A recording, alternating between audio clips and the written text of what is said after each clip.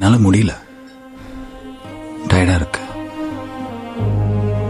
நான் அவங்களை நல்லா தான் பார்த்துக்கிறேன். ஆனால் சில நேரத்தில் என்ன பண்ணுறதுன்னு தெரில, பயமாக இருக்கு. நான் சாதாரண மனுஷன். எனக்கு என் குடும்பம், அம்மா, தாத்தா, என் தங்கச்சிங்க தான் என் உலகம். அவங்க சந்தோஷம் தான் எனக்கு முக்கியம்.